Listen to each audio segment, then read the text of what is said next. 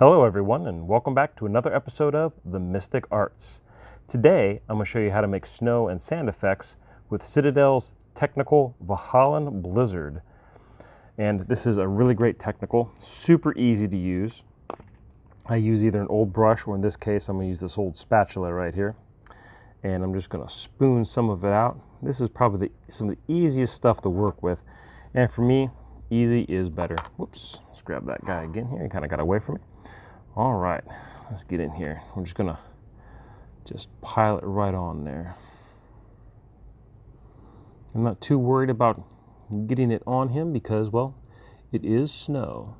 Now, of course, I probably should have roughened up the base beforehand, but that's okay. I'm just gonna demonstrate here because it likes to really slip around. Let me set him down here. It's gonna kind of help me spread it out a little bit. There we go, that's a little bit better. And a spatula is really nice, so I can just kind of move that material around wherever I need to, make high patches and low patches. And you could use a brush for this, and I've used an old brush before. It's not too bad. But of course, you got to make sure you really clean out that brush when you're done. And I actually try to clean my brush periodically in between if I am using a brush. There we go. Because this base, I didn't roughen up the base, a lot of my Valhallan Blizzard is moving around, so it makes it just a little bit harder to do. I did this on another miniature I'll show you in a little bit. I did roughen the base, and it does make a world of difference. But even with a spatula, I can manage to get enough control to where I can get it where I need to. There we go. Oops, that's probably too much. Just a little bit. There we go. Sometimes I feel like a brush will actually afford me just a little bit more control. So I like you still using a brush, but I'm going to use the spatula just so you can see that I do sometimes use one, and that sometimes it is handy to have. There we go. So there's a lot of snow on this guy. Yeah. There we go. And it is literally this easy. This is what I like about all of Citadel's technicals. They've got their sterling mud, aftergrant debris, Martian iron earth. I mean, you really just slop it on, you leave it, you let it dry, and you're done.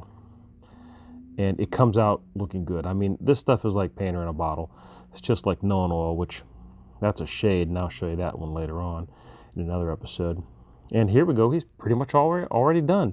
I'm going to take and put some of this and kind of dab it on him in spots on his hair, and his arm, just to show like he's been fighting in the snow a little bit.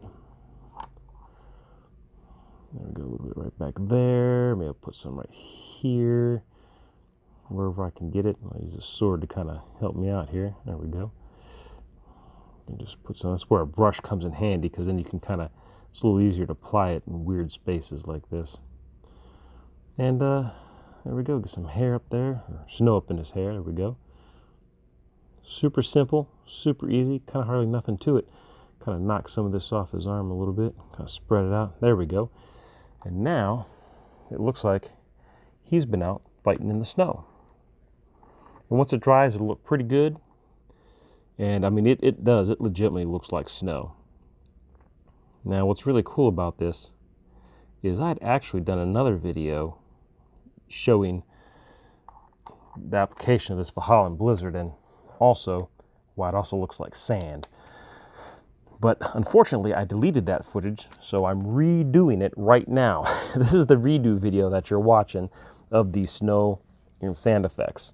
So all I did was to get the sand, and when I say sand, I'm not talking about like desert sand.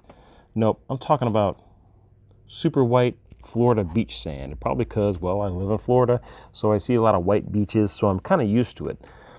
Now she right here, this fighter, I got her and I put some Valhallan Blizzard on her base there, and you can see on her legs, I've even got some of that Valhallan Blizzard. It's dried nicely. It looks like if it was snow, it looks like it's just kind of little patches on her. But here, after the Valhallan Blizzard has dried, I've actually taken some paint. I took some Gulamin blue, I took some soulstone blue, some technical soulstone blue, and some waystone green, which is also another technical, and I mixed it up in here with layers. I decided that the ocean was on this side, the shore is on the right side, just like right here, And so I put it on there until I was happy. And I think I may have put just a little too much, but once it dried, I'm actually very, very happy with it. And you can see here, I got a couple spots where it pooled up and it dried real nice right there. And I really like how it came down. It looks pretty good. And honestly, I wish I kind of had her for a game I was in that a friend of mine was running where we were fighting on the beach quite a bit, because that would have been a really cool piece to have. And it's really as simple as that. Valhallan Blizzard is great.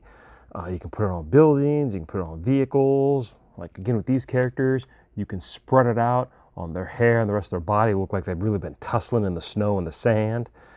And by just adding a little bit of that extra technical, the Soulstone Blue or the Waystone Green, it gave me that cool Florida beach water look with a Florida sand look.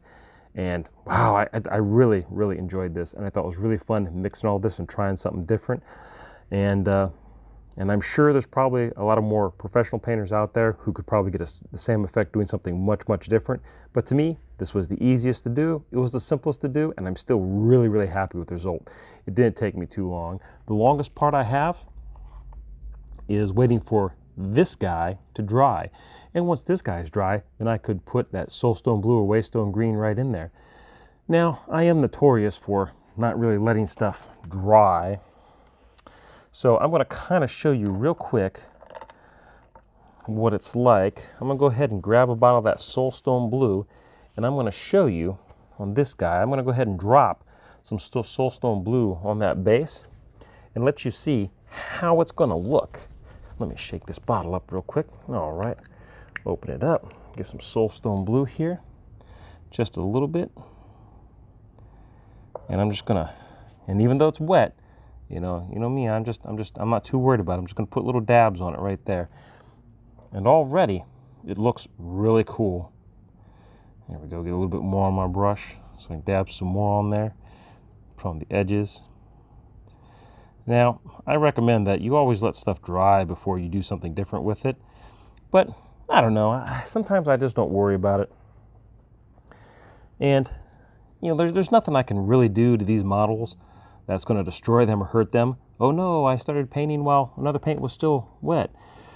Well, I mean, you do really want to wait till stuff dries, because see, look, some of that Valhallan Blizzard just came up on my brush, but I was able to put it back okay. And if you're painting the figure, like little details, you definitely want to wait. But on stuff like this, I don't know, it doesn't bother me so much. And plus, sometimes I think sometimes it helps when everything's still kind of wet and runny. It kind of flows together and blends. I kind of like that. So it's not too bad. Yeah, it's coming out all right. Yeah. But again, if you're actually painting the miniature itself, you definitely want to let it dry before you do other details, because then you're just going to run into disaster. But on something like this base, see, this is all right. This doesn't bother me too much. I'll put a little bit up here just cuz, and perfect. And I'm done with this guy. Now look, they're now both fighting on the beach. How easy was that? And I took this figure and I took him from snow, well, took him from a cold environment to now he's out on the beach just by the application of a little extra paint.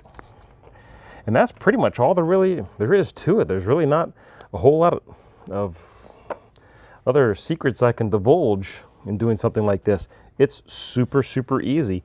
And this is honestly just a quick treatment. If I really wanted to take my time, I could get in there with a toothpick, I could shape it more, I could add some more details to the base, I could find maybe I could green stuff some seashells or put little rock bits in there from some of my other basing kits, just so it looks like there's more debris on the beach. That's just really whatever you want to do. I could go back, and just like I did here with her, you can see there's a hint of green from that Waystone Green that I put in there. Maybe it's seaweed, maybe it's algae, maybe it's just the color of the water. I don't know. And here I didn't put anything else in here, but once it dries, it's going to look just like her. And here you can even tell, like, her foot looks like it's pushing back up in the sand. She's trying to get some traction. Here looks like some of the sand is actually trying to catch her foot as she's moving. Here he's kind of sunk in a little bit. It's just cool. I really like this. And once he dries, he's going to look just as good as her. Plus the little addition of the Valhallan Blizzard to the hair and different parts of their body. Looks like they've actually been tussling. So it's actually kind of a nice little action scene I got going on here. And really, that's pretty much it. I got to tell you, Citadel's technical paints are really, really good. I really enjoy using them. Sure, they're expensive, but it's worth every penny, especially for what little bit you use from model to model, at least when you're painting the stuff that I'm painting. If you're painting whole armies and using the Valhallan Blizzard on all your troop choices for your Space Marines, you're going to go through it kind of quick. But if you're painting fancy miniatures like me most of the time, or basically anything other than giant miniature armies, this stuff's going to last you. And I really encourage you to check it out. And also too, if you happen to be in the Crestview, Florida area and get a chance to come out to GameMasters Guild, I'm always happy to show you. I always keep this stuff here at the shop so I can show you some of the stuff that I've actually done and you can see it firsthand. And pretty much that's it. Thanks for stopping by and watching, and I hope you enjoyed today's video. And again, I'm David Hunt, owner of GameMasters Guild, telling you to stay safe, play great games, and I'll see you real soon.